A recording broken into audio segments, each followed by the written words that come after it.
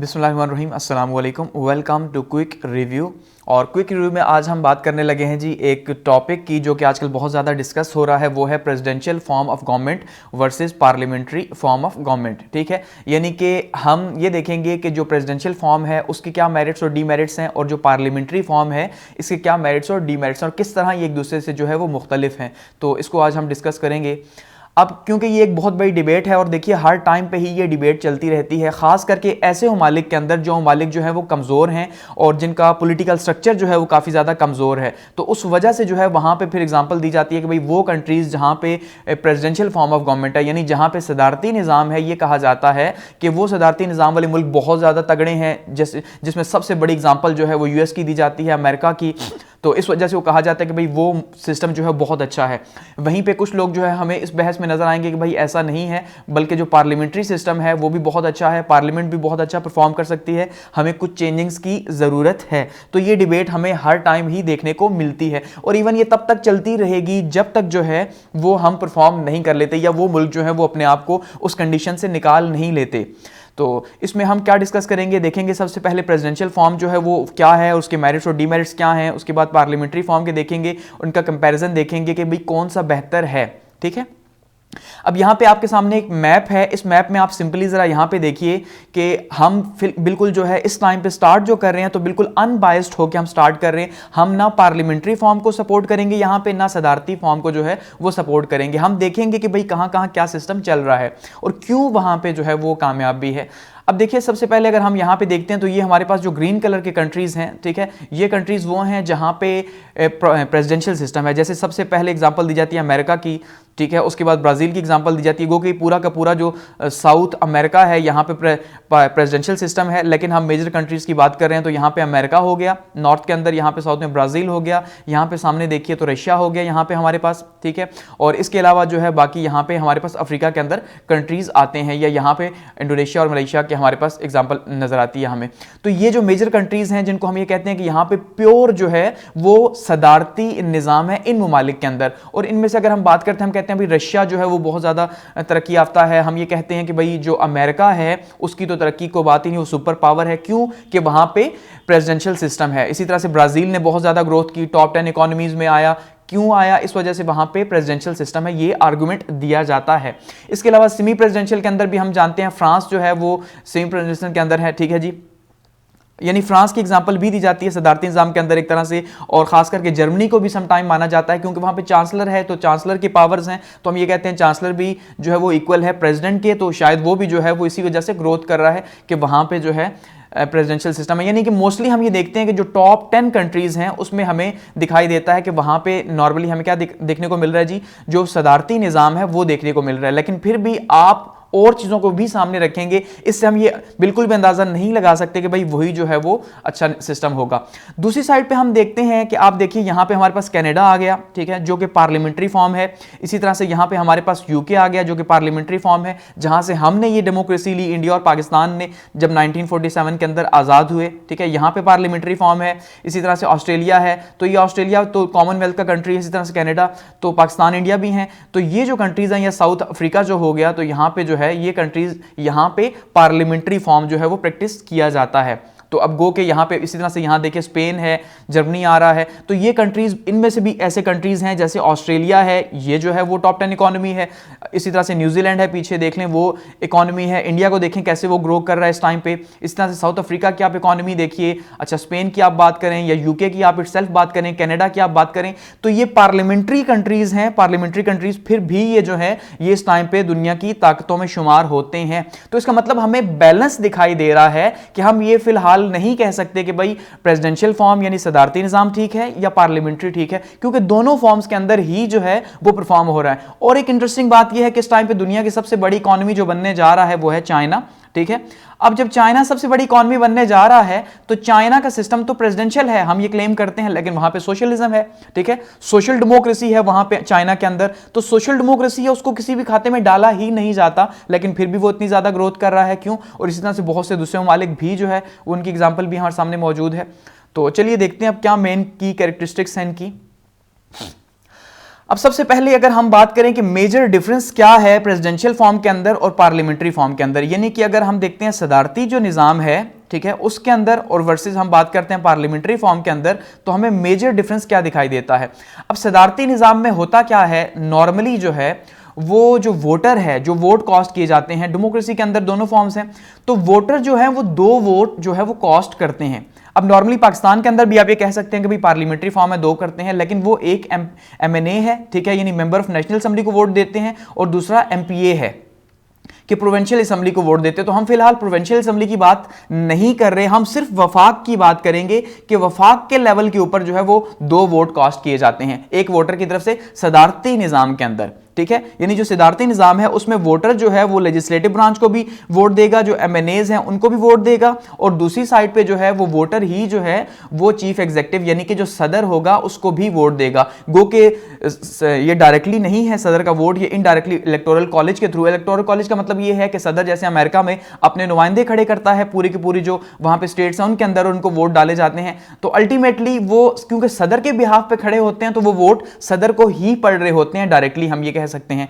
तो डायरेक्टली जो वोटर्स हैं सदारती निजाम के अंदर वो लेजिस्लेटिव ब्रांच को भी चुनते हैं और सदर को भी जो है वो चुनते हैं वोटर्स। तो एक बंदा 2 वोट जो है वो कॉस्ट करता है, ठीक है। इससे होता क्या है कि जो प्रेसिडेंट है एक तो वो डायरेक्टली जो है वो टच हो जाता है अवाम के साथ, क्योंकि अवाम के वोटों की वजह से वो बना, ठीक है, और दूसरा लेजिस्लेटिव भी जो है वो डायरेक्टली ही टच हुई हुई है अवाम के वोटों के साथ। तो दोनों ही एक किस्म का रिस्पॉन्सिबल भी हो जाते हैं अवाम के लिए कि भाई आप दोनों ने वोट देके हमें चुना है। दूसरी साइड पर अगर हम बात करते हैं पार्लियामेंट्री फॉर्म की कि पार्लियामेंट्री फॉर्म के अंदर क्या है, ठीक है, कि पार्लियामेंट में क्या होता है, तो पार्लियामेंट्री फॉर्म के अंदर वोटर सिर्फ एक वोट कॉस्ट करता है वफाक के लेवल के ऊपर, ठीक है।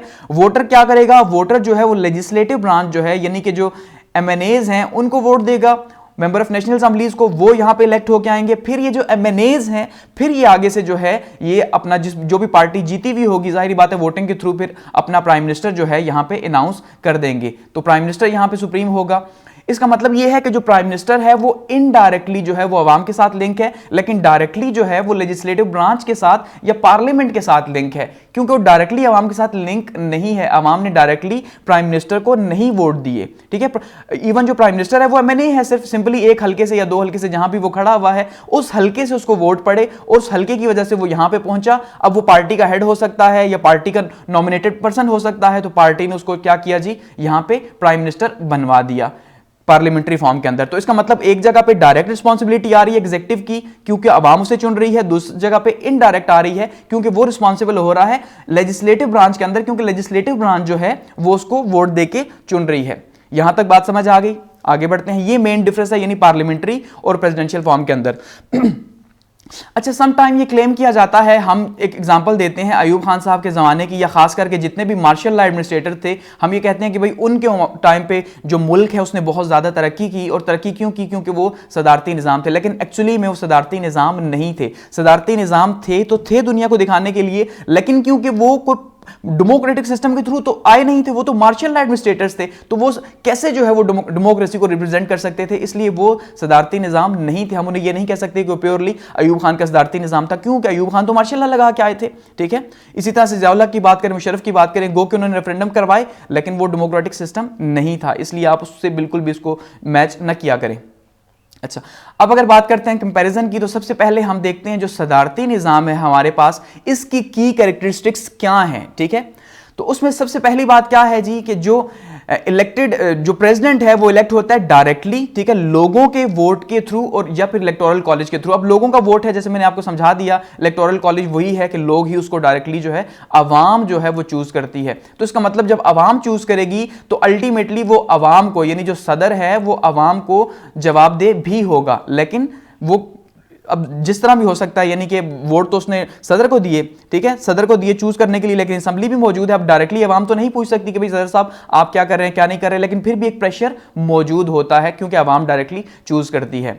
दूसरा यहां पे सेपरेशन ऑफ पावर है कि जो pure form of separation of power है, जो ताकत की तकसीम जिसे हम कहते हैं एक रियासत के अंदर, ठीक है, तो ताकत की जो तकसीम है एक्चुअली में वो हमें प्रेसिडेंशियल फॉर्म के अंदर ज्यादा देखने को मिलती है। कि हम ये कहते हैं कि स्टेट के 3 पिलर्स हैं जी, और तीनों के तीनों पिलर्स जो है वो एक दूसरे से सेपरेट होने चाहिए। कि सबसे पहले एग्जीक्यूटिव ब्रांच है, सरबराही, जिसका काम मुल्क को जो है वो पूरे की पूरी सरबराही करना, हेड करना। दूसरा लेजिस्लेटिव ब्रांच है, ठीक है, जिसका काम क्या है जी, कानून बनाना, कवानीन बनाना। और तीसरी जो है वो जुडिशियल ब्रांच है। तो इन तीनों को जो है वो एक दूसरे से अलग होना चाहिए, यानी एग्जीक्यूटिव को लेजिस्लेटिव से और लेजिस्लेटिव को जो है वो जुडिशरी से अलग होना चाहिए, एक दूसरे के ऊपर नहीं होना चाहिए। लेकिन नॉर्मली हम ये देखते हैं कि प्रेसिडेंशियल फॉर्म के अंदर हमें ये ज्यादा देखने को मिलता है, पार्लियामेंट्री फॉर्म के अंदर थोड़ा सा कम है, क्योंकि पार्लियामेंट के अंदर एग्जीक्यूटिव और लेजिस्लेटिव एक ही ब्रांच के होते हैं, ठीक है, वो आगे हम बात करेंगे।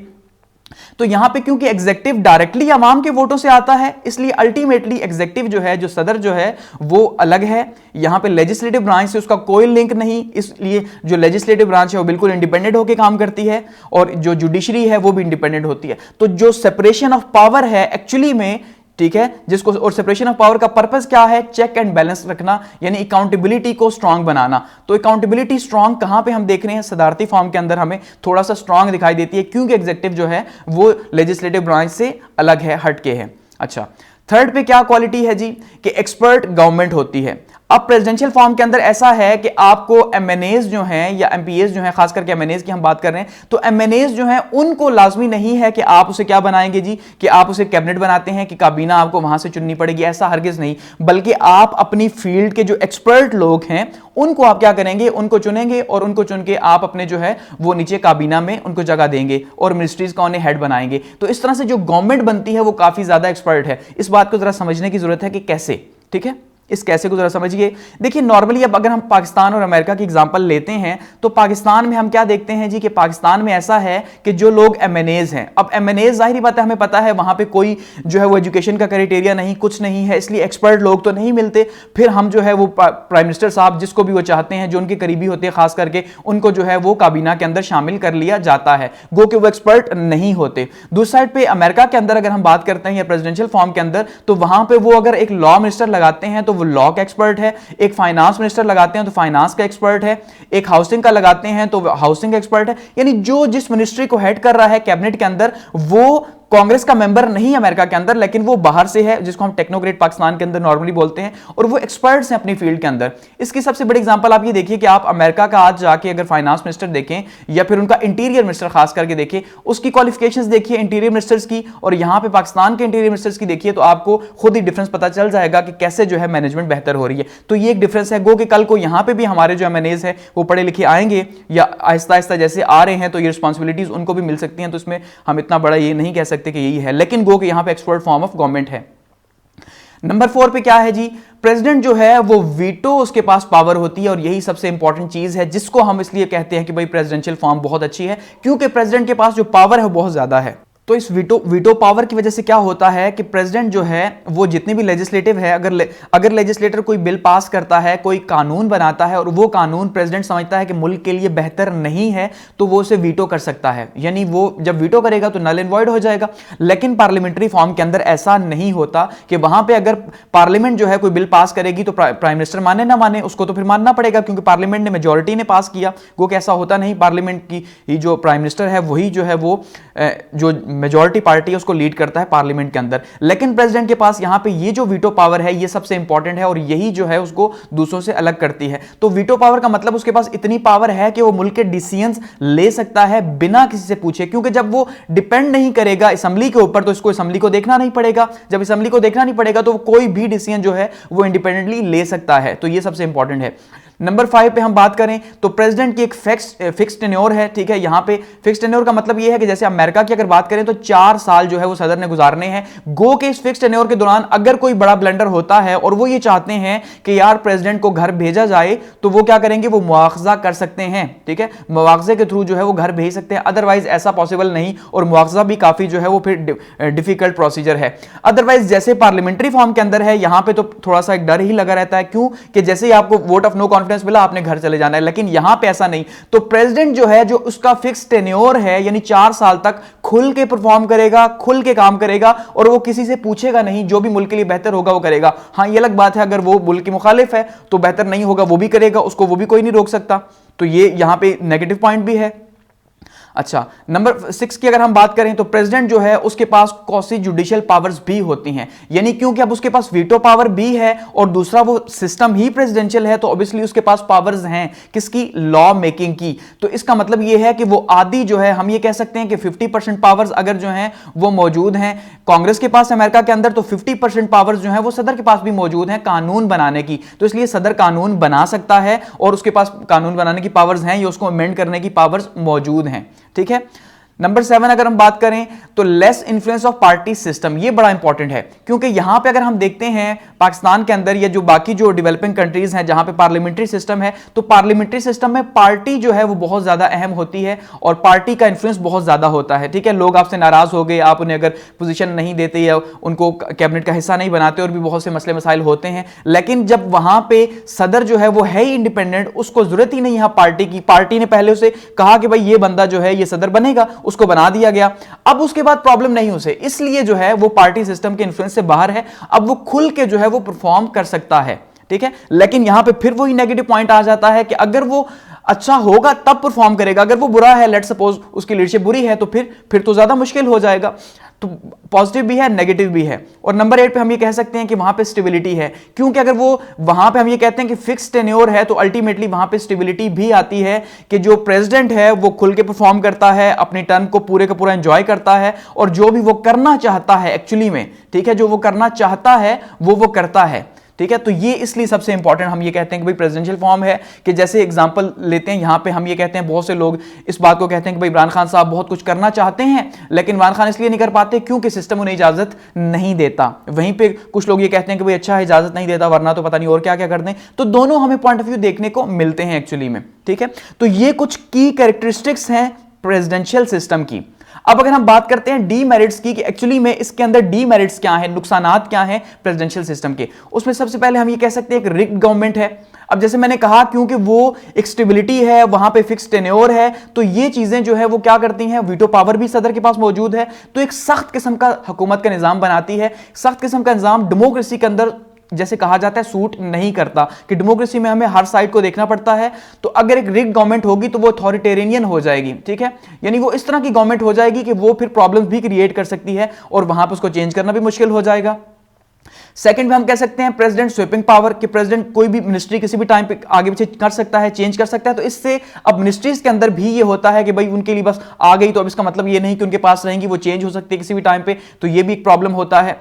थर्ड पे हम ये कह सकते हैं कि लेस रिस्पॉन्सिबल एग्जीक्यूटिव, क्योंकि जब एग्जीक्यूटिव जो है वो इंडिपेंडेंट है, सेपरेशन ऑफ पावर की हमने जब बात की कि जो सदर साहब हैं वो डायरेक्टली अवाम के वोटों से आ रहे हैं, तो इसका मतलब वो अवाम को ज्यादा रिस्पॉन्सिबल समझते हैं। तो अवाम तो अब डायरेक्टली पूछ नहीं सकती, कि अवाम के पास तो एक ही तरीका था कि उसने वोट दिया और सदर को चुन लिया। अब उसने अगर उतारना है तो अवाम क्या करेगी फिर? ठीक है, अवाम को वेट करना पड़ेगा। इसलिए एग्जीक्यूटिव जो है वो अथॉरिटेरियन पावर जो आती है, तो उससे क्या है, उसकी रिस्पॉन्सिबिलिटी थोड़ी कम हो जाती है कि अगर वो परफॉर्म नहीं भी करता तो अब एग्जीक्यूटिव से कोई पूछ नहीं सकता, क्योंकि उसके पास पावर है। तो ये एक इसका लॉस है। और नंबर 4 पे हम ये कह सकते हैं कि डेडलॉक होता है एग्जीक्यूटिव और लेजिस्लेटिव ब्रांच के बीच में, और ये अक्सर हमें देखने को मिलता है कि लेजिस्लेटिव ब्रांच जो लॉज पास करती है, प्रेसिडेंट उसे जो है वो कहता है जी कि वीटो कर देता है। इसका मतलब ये है उनके बीच में एक लॉकडाउन जो है वो मौजूद रहता है, या डेडलॉक मौजूद रहता है। तो इस तरह से जो बिल है या जो अवामी खिदमत है उस तरह से नहीं हो पाती जिस तरह से होनी चाहिए, जो कोऑर्डिनेशन खास करके हुकूमत में होनी चाहिए अवाम को लेकर, तो वो कोऑर्डिनेशन मौजूद नहीं, एक ब्रांच अपना दूसरा ब्रांच अपना है। तो इस तरह से ये हम कह सकते हैं कि ये 4 जो है इसके डीमेरिट्स मौजूद हैं प्रेसिडेंशियल फॉर्म के अंदर। ओवरऑल हम देखते हैं तो प्रेसिडेंशियल फॉर्म के अंदर जो सदर है वो पावरफुल है, और जब वो पावरफुल है तो पावरफुल होने की वजह से जो है वो क्या है, वो सब कुछ कर सकता है जो वो करना चाहता है। लेकिन यहां पे पॉइंट फिर वहीं पे आता है कि अब ये कौन तय करेगा कि जो सदर है उसकी नीयत अच्छी है, वो ठीक है। अगर एक ऐसा सदर आ जाता है जिसके पास पावर्स भी आ जाती हैं जो मुल्क के लिए बेहतर नहीं, तो उसके पास तो पावर बहुत ज्यादा है। अब क्या होगा, वो जो अमेंडमेंट करना चाहेगा करेगा, जो चेंजेस लाना चाहेगा लाएगा, अल्टीमेटली मुल्क को नुकसान भी पहुंच सकता है। तो ये दो डिफरेंट तरह की राय हो सकती है। यानी कि देखिए, एक साइड पे प्रेसिडेंट है, एक साइड पे जुडिशरी है, और एक साइड पे जो है वो हम ये कह सकते हैं लेजिस्लेटिव ब्रांच है। तो तीनों जो है वो एक दूसरे के ऊपर चेक एंड बैलेंस इनका काफी ज्यादा स्ट्रांग होता है। प्रेसिडेंशियल फॉर्म के अंदर चेक एंड बैलेंस होता भी है और नहीं भी होता। अब पार्लियामेंट यहां से अगर कोई कानून पास करती है, ठीक है, जैसे कांग्रेस की हम अमेरिका के अंदर बात करते हैं, कांग्रेस कानून पास करती है तो प्रेसिडेंट उसको वीटो कर सकता है, वो कहता है जी मैं नहीं मानता, ठीक है। इसी तरह से अगर यहां पे कोई लॉ बनता है तो प्रेसिडेंट उसको भी देख सकता है। इसी तरह से अगर प्रेसिडेंट कोई लॉ पास करता है तो अदलिया जो है, जुडिशियल जो ब्रांच है, वो जुडिशियल ब्रांच उसको नल एंड वॉइड कर सकती है कि भाई आपने अमेरिकन कॉन्स्टिट्यूशन से हट के ये लॉ बनाया है। तो यहां पे जो system of checks and balance है ये काफी ज्यादा स्ट्रांग है पार्लियामेंट्री प्रेसिडेंशियल सिस्टम के अंदर। तो ये इसकी सबसे बड़ी क्वालिटी हम ये कह सकते हैं कि चेक एंड बैलेंस काफी ज्यादा स्ट्रांग है। तो अगर बात करें मेजर, जैसे यूएसए की हम बात करते हैं, अमेरिका के अंदर है, फ्रांस के अंदर सेमी प्रेसिडेंशियल है, ब्राजील के अंदर है, जर्मनी के अंदर जैसे मैंने कहा चांसलर है, तो वहां पे भी हम मानते हैं, रशिया के अंदर है प्रेसिडेंशियल सिस्टम। तो हम ये कहते हैं कि भाई ये तरक्की याफ्ता मुल्क हैं। अब एग्जांपल तो मैं दे चुका हूं, ये भी हैं तो पार्लियामेंट्री भी हैं, इसलिए हम इस जो है वो बायस्ड होकर नहीं देखेंगे। तो अल्टीमेटली हम ये देख रहे हैं कि भाई प्रेसिडेंट की अगर क्वालिटीज हैं तो वहीं पर कहीं ना कहीं कुछ ना कुछ डीमेरिट्स भी हैं, ठीक है। अब बात करते हैं पार्लियामेंट्री सिस्टम की और देखते हैं कि पार्लियामेंट्री सिस्टम जो है उसकी क्या क्या क्वालिटीज हैं, या पार्लियामेंट जो है वो क्या क्या क्वालिटीज रखती है।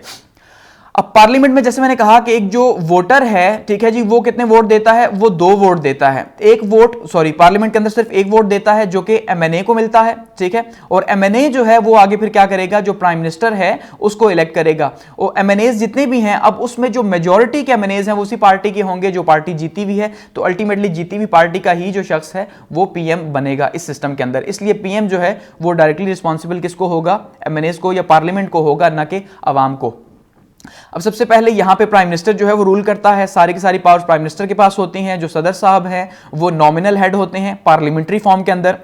नो फिक्स टेन्योर, ठीक है जी। अब फिक्स टेन्योर ना होने का मतलब ये है कि अब फिक्स टेन्योर तो है, जैसे पाकिस्तान की अगर हम बात करते हैं तो 5 साल असेंबली की मुद्दत है, लेकिन आज तक हिस्ट्री में किसी भी प्राइम मिनिस्टर ने 5 साल कंप्लीट नहीं किए। ये बहुत अनफॉर्चुनेट है कि किसी ने भी 5 साल कंप्लीट नहीं किए।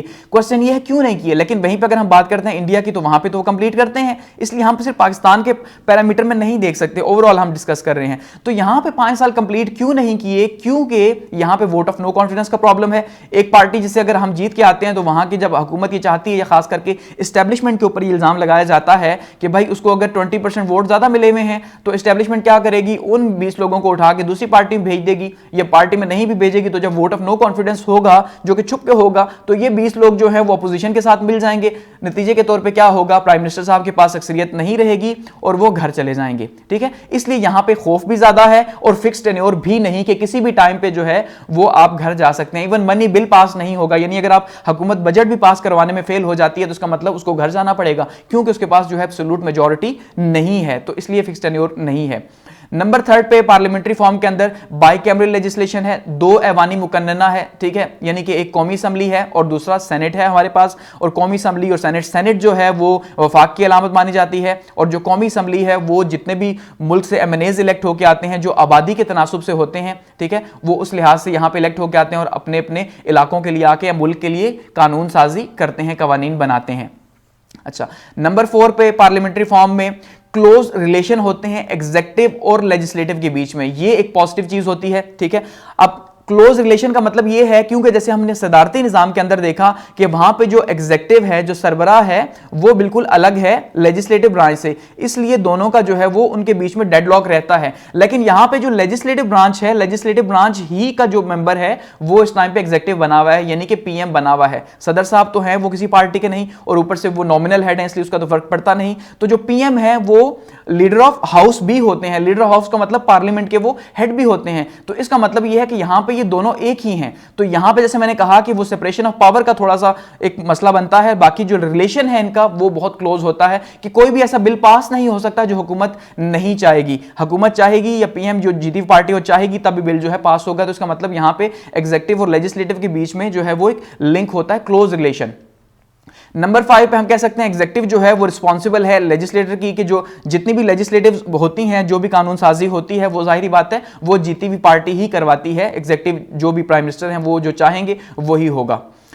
नंबर 6 पे स्क्रेसियो प्रोसीजर होता है, यहां पे हर चीज खुफिया रखी जाती है। तो ये सम टाइम पॉजिटिव भी है, सम टाइम नेगेटिव भी है। पॉजिटिव इसलिए है कि जब आप खुल के वोट करना चाहते हैं तो आपको जाहिर बात है खुफिया रायदही का यूज करना है। अब इसी तरह से अगर हर चीज अगर सामने है तो उससे भी प्रॉब्लम है, ठीक है, कि फिर आपको जो है वो सब कुछ दिखा के, तो इसका मतलब ये है कि ये कहीं पॉजिटिव है और कहीं नेगेटिव है, दोनों सेंस के अंदर है। नंबर 7 पे पार्लियामेंट्री सिस्टम की कैरेक्टरिस्टिक क्या है जी? ड्यूल एग्जेक्टिव है। एग्जेक्टिव जो है, ड्यूल का मतलब क्या है कि पीएम एक साइड पे है और प्राइम मिनिस्टर एक साइड पे है। गो के बाद फिर वहीं पे आ जाती है सॉरी पीएम और प्रेसिडेंट, कि यहां पे प्रेसिडेंट नॉमिनल हेड है, इसलिए उसका होना ना होना हमारे लिए सिर्फ सिग्नेचर की हद तक है और कोई इतना फर्क नहीं पड़ेगा। लेकिन फिर भी जो है वो एग्जीक्यूटिव ड्यूल है कि दो जो है वो इदारे काम कर रहे हैं। एक जो है वो सदर का हाउस काम कर रहा है, प्रेसिडेंट हाउस में कुछ काम हो रहे हैं और कुछ प्राइम मिनिस्टर हाउस में काम हो रहे हैं। नंबर 8 पे हम कहेंगे जी बेटर कोऑर्डिनेशन है, ये दोबारा से रिपीट हो गया, बेटर कोऑर्डिनेशन जो है वो यहां पे। अच्छा, नंबर 9 पे हम कह सकते हैं जी रिस्पॉन्सिबल गवर्नमेंट है।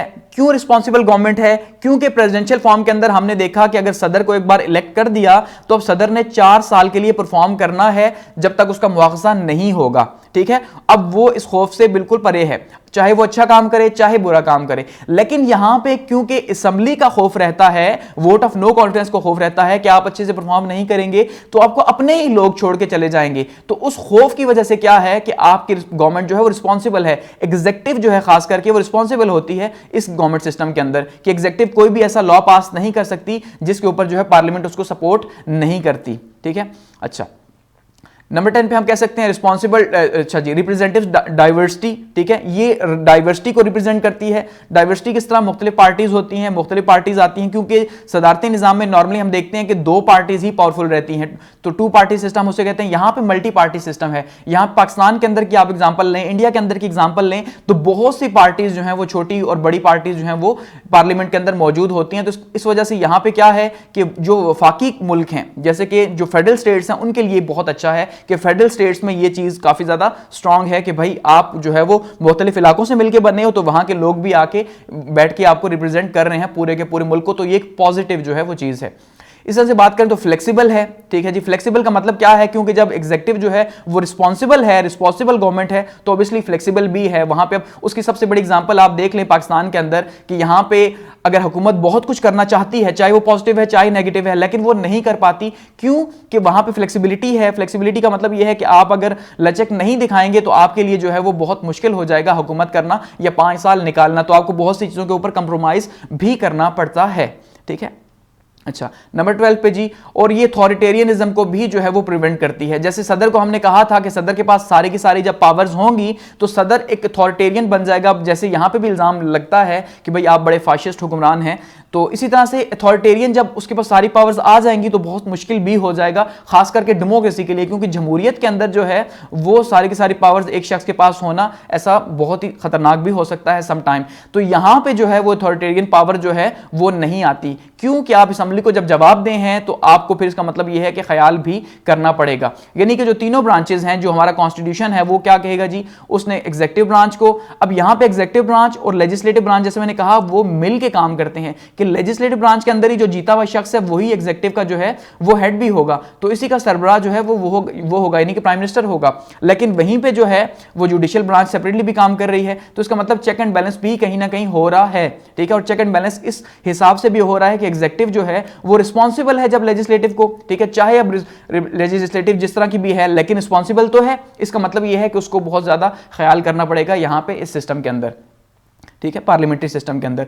अब बात करते हैं डीमेरिट्स की कि पार्लियामेंट्री सिस्टम के क्या डीमेरिट्स हैं। तो सबसे पहले हम ये कह सकते हैं नो सेपरेशन ऑफ पावर। अब नो सेपरेशन ऑफ पावर तो गो के नहीं है कंप्लीटली, लेकिन कम है सेपरेशन ऑफ पावर। जैसे मैंने कहा कि एग्जीक्यूटिव और लेजिस्लेटिव ब्रांच एक हैं, तो उस तरह से जो है वो जैसे प्रेसिडेंशियल सिस्टम के अंदर जो सेपरेशन ऑफ पावर है, जो ताकत की तकसीम है, वो यहां पर हमें देखने को नहीं मिलती इस सिस्टम के अंदर, ठीक है। अनक्वालिफाइड लेजिस्लेटर्स, ये सबसे बड़ा प्रॉब्लम रहा है और खास करके डेवलपिंग कंट्रीज का, लेकिन जो दूसरे कंट्रीज है वहां पे ऐसा प्रॉब्लम नहीं हमें देखने को मिलता। जैसे पाकिस्तान में अगर एमएनए एक शख्स बन के आता है तो उसके लिए कोई क्राइटेरिया तो है नहीं, तो वो तो कोई भी आ सकता है, और अगर उसके पास पावर भी है तो उसको फिर कैबिनेट का हिस्सा भी बनना पड़ेगा, और जब काबीना का हिस्सा बनाएंगे तो चाहे वो जो है वो उसको काम आता है नहीं आता। और ये हमारे मुल्क का यही प्रॉब्लम है कि प्रॉब्लम क्या है कि एजुकेशन नहीं है, जिस वजह से प्रॉब्लम यह है कि जो लोग ऊपर आते हैं, अब जिसके पास जो भी मिनिस्ट्री मौजूद होती है वो उसका एक्सपर्ट नहीं होता। जब वो उसका एक्सपर्ट नहीं होगा तो क्या होगा, हमें क्लाइमेट जो चेंज है, अगर क्लाइमेट चेंज के हम वजीर को देखते हैं तो क्लाइमेट चेंज वाला जो है वो किसी और चीज में एक्सपर्ट है, लेट सपोज वो लॉ में एक्सपर्ट है, तो इसका मतलब उसको हमने क्लाइमेट के ऊपर बिठा दिया। इसी तरह से जो पेट्रोलियम का है वो मे बी डॉक्टर हो, हमने उसको डॉक्टर को पेट्रोलियम बना दिया, वो तो पेट्रोलियम इंजीनियर होना चाहिए था यहां पे। तो इसका मतलब ये है कि ये बड़ा तजाद है यहां पे। तो इस तरह से जो गवर्नमेंट बनती है वो उस तरह से जो है वो इतनी पावरफुल नहीं होती और एक्सपर्ट्स की कमी होती है, ठीक है। और इंस्टेबिलिटी है, इंस्टेबिलिटी का मतलब यह है कि किसी भी टाइम पे वोट ऑफ नो कॉन्फिडेंस मिलेगा तो आपने घर चले जाना है, तो आपको बहुत एहतियात करनी पड़ेगी। अगर आपको हुकूमत करनी है तो फिर आपको दूसरों के साथ मिल के जो है वो चलना पड़ेगा, या नॉर्मली जैसे गरीब ममालिक में हम ये कहते हैं पाकिस्तान के अंदर मिल के खाना पड़ेगा आपको, फिर अदरवाइज पॉसिबल नहीं है कि आप अपना टेन्योर कंप्लीट करें, वरना तो लोग सड़कों पर आएंगे, क्योंकि हर पार्टी होती है तो पार्टी सड़कों पर आएंगी तो आप परफॉर्म कभी भी नहीं कर सकते। नंबर 4 पे failure of taking proper decisions है, आप डिसीजंस नहीं ले सकते, यानी एग्जीक्यूटिव जो है क्योंकि वो बाइख्तियार नहीं, तो जब एग्जीक्यूटिव बाइख्तियार नहीं तो वो उस तरह से टफ डिसीजंस भी नहीं ले सकता जैसे प्रेसिडेंशियल फॉर्म के अंदर होता है। लेकिन कहीं ये पॉजिटिव है, कहीं नेगेटिव भी है। अगर एक शख्स गलत डिसीजन लेना चाहता है तो उसको रोका जा रहा है, अच्छी बात है कि 2 राय है ना मुल्क के अंदर, तो इसी तरह से अगर कोई अच्छी लेना चाह रहा है तो उसको भी रोका जा रहा है, ये भी प्रॉब्लम है। नंबर 5 पे पार्टी पॉलिटिक्स बहुत ज्यादा होती है, और यही सबसे बड़ा प्रॉब्लम है गरीब मुल्कों के अंदर कि पार्टी पॉलिटिक्स बहुत ज्यादा है, ठीक है। पार्टी पॉलिटिक्स का मतलब यह है कि आपके अपने ही लोग जो हैं वो अंदर से आपको खोखला करने की कोशिश कर रहे हैं। आप किस किस को रोकेंगे? जैसे देखिए, हम कहते हैं हम ख्याल ग्रुप बन गया, या ये 10 MPAs जो हैं वो किसी और के साथ हो गए, 10 MNAs किसी और के साथ हो गए, तो अब ये बड़ा पार्टी पॉलिटिक्स बहुत ज्यादा मैटर करती है, बहुत ज्यादा प्रॉब्लम है यहां पे पार्लियामेंट्री सिस्टम के अंदर। उसका इफेक्ट भी जो है प्राइम मिनिस्टर को होता है। अच्छा, नंबर 6 पे हम कह सकते हैं जी पार्लियामेंट्री फॉर्म जो है वो डेवलप्ड कंट्रीज के अंदर जो है मौजूद है। तो अब ये एक डिबेट है कि भाई डेवलप्ड कंट्रीज के अंदर भी है कि जो तरक्की याफ्ता मुल्क हैं, ठीक है, वहां पे भी ये मौजूद है, तो इसका मतलब यह है वहां पर ये परफॉर्म भी कर रही है, तो हम ये नहीं कह सकते कि ये परफॉर्म नहीं कर रही। जैसे यूनाइटेड किंगडम की बात करें, इजराइल की बात करें, जापान की बात करें, कनाडा की, इटली की, ठीक है, जापान, तो फिर आगे नीदरलैंड और न्यूजीलैंड, ये सारे मुल्क जो हैं ये पार्लियामेंट्री फॉर्म को प्रैक्टिस कर रहे हैं, और ये जो है इस टाइम पे दुनिया के अंदर तरक्की याफ्ता ममालिक शुमार होते हैं। अब देखिए, आप जरा एक बात को समझिएगा, इस टाइम पे हम यूएस की एग्जांपल देते हैं। अब मैं अनबायस्ड होकर आपको 1-2 बातें बता रहा हूं, आप इससे एग्री भी कर सकते हैं और डिसएग्री भी कर सकते हैं, और स्ट्रांगली डिसएग्री कर सकते हैं, क्योंकि ये पॉलिटिकल साइंस है, यहां पे जो है हर एक की अपनी राय है। तो देखिए, यूके पहले जो है वो सुपर पावर रहा, हम ये जानते हैं। अमेरिका तो अभी था कि अगर हम देखते हैं 18वीं सेंचुरी के अंदर, 19वीं सेंचुरी के अंदर, तो किसकी ग्रोथ थी? यूके की थी, कि यूके ने पूरी मुल्क के ऊपर कॉलोनीज बनाई हुई थी, इंडिया और पाकिस्तान भी उसी का हिस्सा था, ऐसा ही है। तो इसका मतलब ये है कि फिर यूके में तो पार्लियामेंट्री सिस्टम उसने कैसे तरक्की की। इवन उससे पहले अगर हम हिस्ट्री में जाते हैं तो हम क्या देखते हैं कि हिस्ट्री में किंगशिप थी, बादशाहत थी, यहां पे मुगल एम्पायर थी। तो यहां पे जिस टाइम ईस्ट इंडिया कंपनी आई थी तो उस टाइम पे माना जाता है कि 25 जो है वो हमारा जीडीपी था। तो 25 जीडीपी पूरी दुनिया का उस टाइम पे नहीं था जहां पे हिंदुस्तान का था। तो मुगल एम्पायर ने इतनी ज्यादा तरक्की कैसे दी? वो तो किंगशिप थी, ऐसा ही है। और बादशाह वहां पे बैठे हुए थे। इस तरह से दूसरे ममालिक में भी किंगशिप थी पहले। डेमोक्रेसी तो 18-19 सेंचुरी में आई, तो फिर उन ममालिक ने कैसे तरक्की की? ठीक है, कि हम ये कहें कि अगर प्रेसिडेंशियल है। फिर यूएस ने तरक्की की, तो क्यों की? कि उसका सबसे बड़ा रीजन यहां समझिएगा, अब मैं उसको डिफेंड नहीं कर रहा या अपने सिस्टम को मैं आपको फिर कह रहा हूं डिसएग्री कर सकते हैं, ये मेरा ख्याल है, मेरी राय है। देखिए, यूएस हमने कब डिस्कवर किया? कोलंबस ने यूएस कब डिस्कवर किया जी? हम कहते हैं 1498 के अंदर कोलंबस ने अमेरिका को डिस्कवर किया। तो 1498 के बाद जो मुल्क जो है वो सामने आ रहा है, तो उसके बाद इसका मतलब यह है कि 1400 साल से तो उसके रिसोर्सेज यूज ही नहीं हुए थे, वहां पे कोई गया नहीं था, तो वहां के रिसोर्सेज भी यूज नहीं हुए थे। तो इस वजह से जब अमेरिका डिस्कवर हुआ तो अल्टीमेटली क्या हुआ कि वहां पे जॉब्स बहुत, वहां पे अपॉर्चुनिटीज बहुत ज्यादा थी, वहां पे रिसोर्सेज बहुत ज्यादा थे। तो उन रिसोर्सेज की वजह से क्या हुआ कि वहां पे तरक्की हुई। और आज हम उसे एग्जांपल देते हैं, क्योंकि उससे पहले तो वो भी यूके की कॉलोनी रहा अमेरिका। ये बातें सारी की सारी मैं अमेरिकन हिस्ट्री में बता चुका हूं, आप वो सीरीज जाके देख सकते हैं अमेरिकन हिस्ट्री की, ठीक है। तो उसमें तो वो जो है वो आजाद जो है बाद में हुआ, तो इसका मतलब वो तब भी पहले परफॉर्म कर रहा था।